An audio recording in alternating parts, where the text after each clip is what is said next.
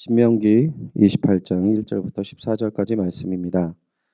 내가 내 하나님 여호와의 말씀을 삼가 듣고 내가 오늘 내게 명하는 그의 모든 명령을 지켜 행하면 내 하나님 여호와께서 너를 세계 모든 민족 위에 뛰어나게 하실 것이라. 내가 내 하나님 여호와의 말씀을 청종하면 이 모든 복이 내게 임하여 내게 이르리니 성읍에서도 복을 받고 들에서도 복을 받을 것이며 내 몸의 자녀와 내 토산의 토지의 소산과 내 짐승의 새끼와 소와 양의 새끼가 복을 받을 것이며 내 광주리와 떡 반죽 그릇이 복을 받을 것이며 내가 들어와도 복을 받고 나가도 복을 받을 것이니라. 여호와께서 너를 대적하기 위해 일어난 적군들을 내 앞에서 패하게 하시리라. 그들이 한 길로 너를 치러 들어왔으나 내 앞에서 일곱 길로 도망하리라.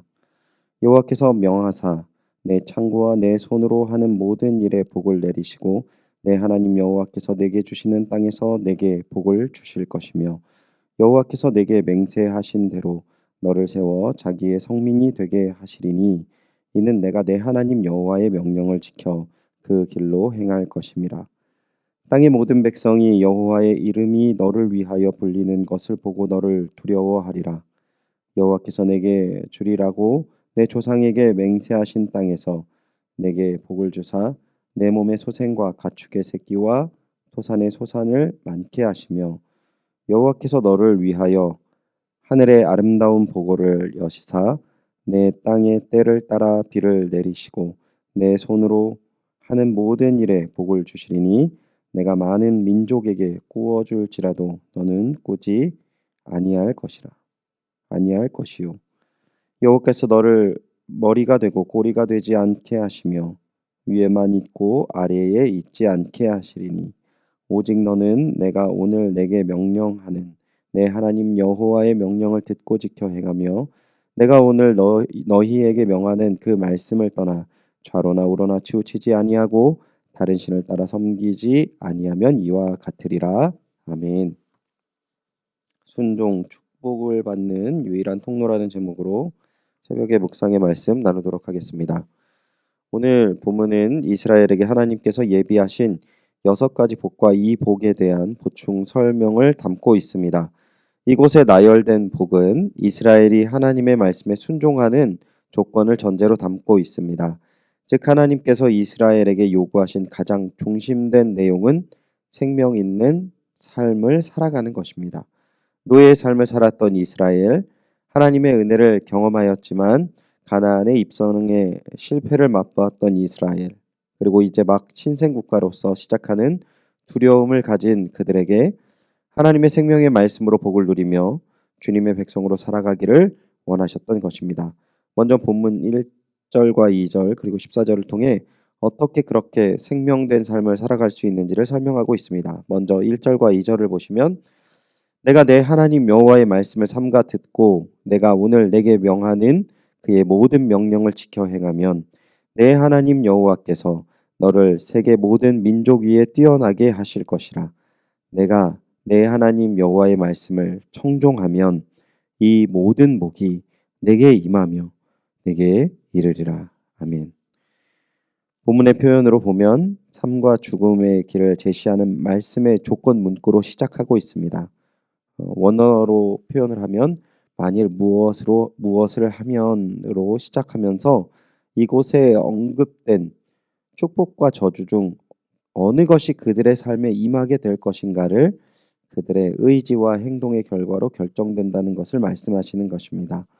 즉 복된 생명의 삶을 살기 위해서 하나님의 순종의 삶을 살아가야 한다는 것이죠. 그러한 순종의 삶을 산다면 이스라엘을 세상의 모든 민족 위에 뛰어나게 하실 것이라고 말씀하십니다.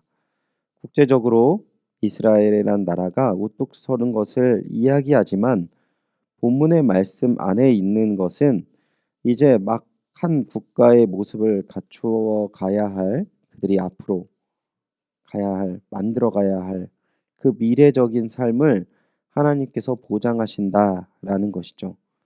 오늘 이제 중학생 아이들부터 젊은 세대들, 은퇴를 앞두고 있는 우리 아버님들의 세대들 모두가 바라는 것이 무엇입니까? 바로 미래를 보장받는 삶입니다. 하나님께서는 이스라엘에게 그 삶을 보장하신다 말씀하시는 것이죠.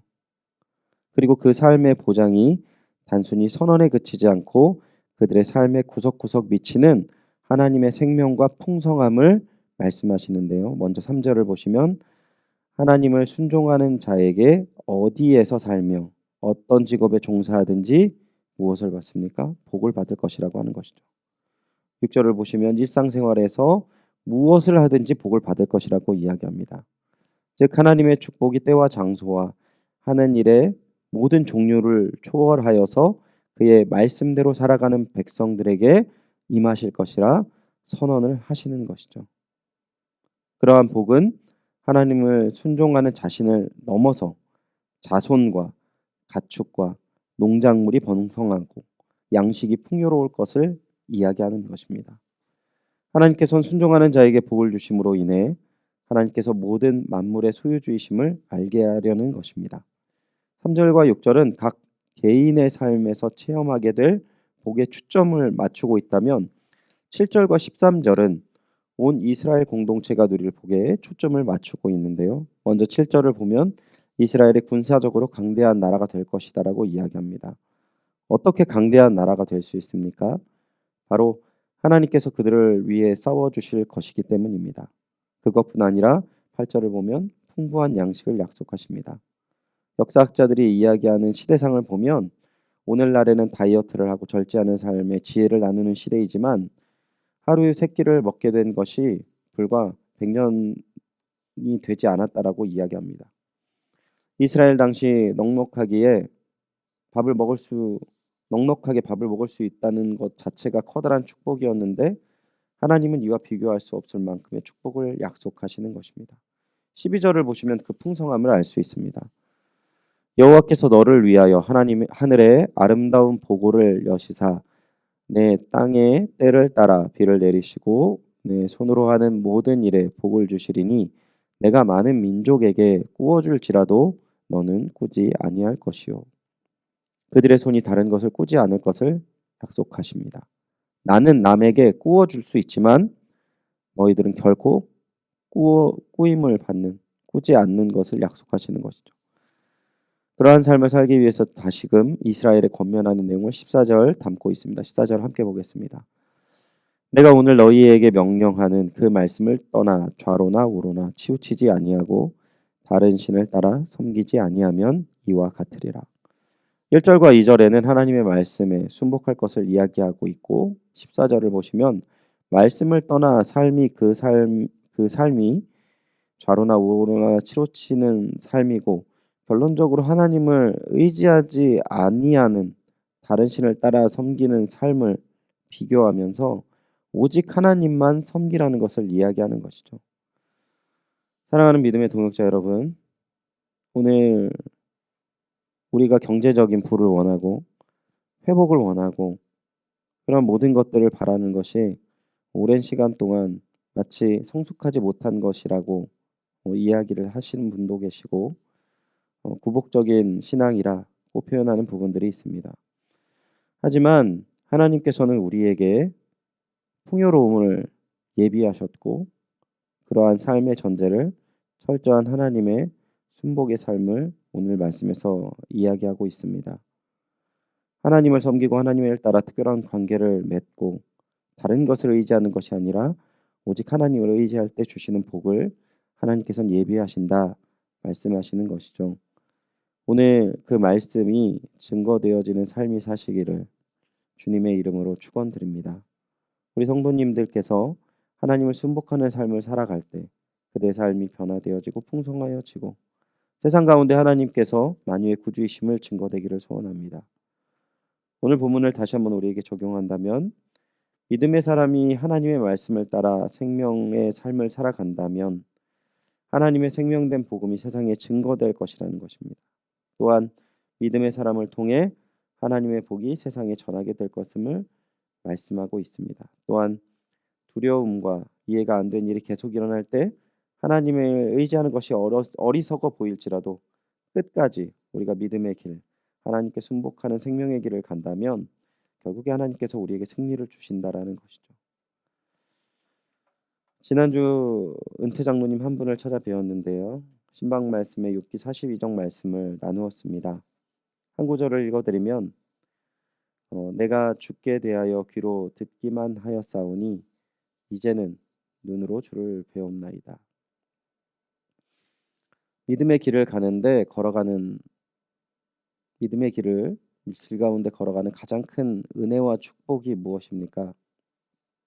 욥이요. 고난 이후에 재산도 다시 회복되고 자녀들도 다시 많이 얻게 되는 하나님의 복을 누리게 됩니다. 하지만 진정한 복은 하나님의 이야기를 말씀으로만 들었지만 그 고난을 통해서 이제는 하나님을 눈으로 본다라고 고백하는 욥의 풍성한 복된 모습을 성경은 담고 있습니다. 하나님을 눈으로 보는 사람들의 믿음의 성숙함 얼마나 대단할까요?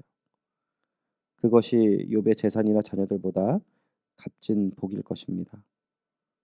오늘 특별히 신명기 말씀을 통해서 이 말씀이 나의 말씀임을 믿고 하나님의 풍성한 은혜를 오늘 누리시는 주님의 자녀 되시기를 주님의 이름으로 축원드립니다. 특별히 어렵고 힘든 모든 성도님들께서 이제는 하나님을 더욱더 깊이 있게 만나시고 하나님을 눈으로 보시는 그 풍성함이 모든 성도님들의 삶에 힘이 되시고 능력이 되시기를 다시 한번 주님의 이름으로 축원드립니다. 기도하겠습니다. 하나님 감사합니다. 우리에게 새로운 생명을 주시고 이제 삶을 어떻게 살아야 하는지를 말씀하시는 하나님. 우리가 너무나도 어리석고 우리가 너무나도 부족하고 우리 눈이 어두워서 주의 말씀을 바라보지 못하고 또한 주의 말씀에 순복하지 못하였음을 이 시간 고백드립니다. 하지만 저희를 너무나도 사랑하셔서 오늘 또한 귀한 말씀을 주시고 다시 한번 말씀으로 살자라고 말씀하시는 그 하나님의 은혜 그리고 예비하신 그 풍성하심이 무엇인지를 오늘 다시 한번 말씀으로 깨닫게 하시니 그 은혜와 사랑 감사드립니다. 주님 저희와 함께하여 주셔서 우리가 말씀을 의지하고 그 말씀으로 말미암아 복을 누리는 주님의 자녀 되게 하여 주시옵소서. 또한 이제 주님을 바라보며 믿음의 길을 힘있게 걸어가서 복음이 마치 어리석어 보이는 이 시대에 복음이 살아있고 생명력 있고 이 땅 가운데 유일한 구원이심을 다시 한번 증거하고 또 믿음의 교회들이 회복되어지고 하나님의 나라가 우뚝 서는 그 귀한 은혜와 사랑을 맛보게 하여 주시옵소서. 이 모든 것들이 우리 연희교회를 통하여서 더욱더 풍성하게 누리며 나아갈 줄 믿사오며 이 모든 말씀 주 예수 그리스도의 이름으로 기도드리옵나이다. 아멘. 말씀을 기억하시고 함께 기도하시길 원하는 것은 오늘 말씀을 의지하여서 우리의 삶의 모습이 하나님의 순종으로 생명 있는 삶이 되게 하여 주시옵소서. 세상에 하나님의 복의 통로가 되게 하여 주시옵소서. 기도해 주시기 바랍니다. 담임 목사님 청빙을 위해서 함께 기도하시길 바랍니다. 연희교회가 한 몸을 이루는 지체로서 머리 대신 예수님의 말씀과 뜻을 잘 전달할 수 있는 준비된 목회자를 모실 수 있도록 성도들의 영혼을 사랑하고 푸른 초장으로 인도하며 영혼의 생수를 마시며 성장시키시는 목회자를 모실 수 있도록 사람의 생각과 방법이 아닌 오직 주님의 뜻과 방법으로 준비된 목회자를 모실 수 있도록 저희들 잘 준비될 수 있도록 기도해 주시기 바랍니다. 코로나19의 조속적인 종식과 교회와 모든 성도들의 안전을 위하여 특별히 이번 주부터는 수요일과 금요일 실시간과 현장 예배를 신실하는데 그 모든 과정 속에서 어려움 없고 또한 코로나로 인하여서 위협받지 않도록 기도해 주시기 바랍니다. 선교사님을 위해서 기도해 주시기 바랍니다. 우리 기년이 순회 선교단 선교사님의 사역과 가정을 위해서 기도해 주시기 바랍니다. 환우를 위해 기도하실 때 지난주 이원준 어린이 어려운 눈 수술을 받고 이제 회복 중에 있습니다. 건강하게 잘 회복되고 눈이 더욱더 건강할 수 있도록 기도해 주시고 또한 함께 해 주시기 바랍니다. 수험생을 위해서 기도해 주시기 바랍니다. 수능 시험이 12월 3일 날 이제 얼마 남지 않았는데요. 코로나로 인해서 어려운 상황 가운데지만 입시 준비를 잘 할 수 있도록 기도해 주시기 바랍니다. 강인우, 김나리, 김은지, 박재원, 박종원, 이문영, 이재윤, 이지원, 전준원, 조상민, 조상준, 함동혁 우리 수험생들입니다. 기도해 주시고 이들이 힘있게 수험을 잘 준비할 수 있도록 함께하여 주시기 바랍니다. 다 같이 기도하겠습니다.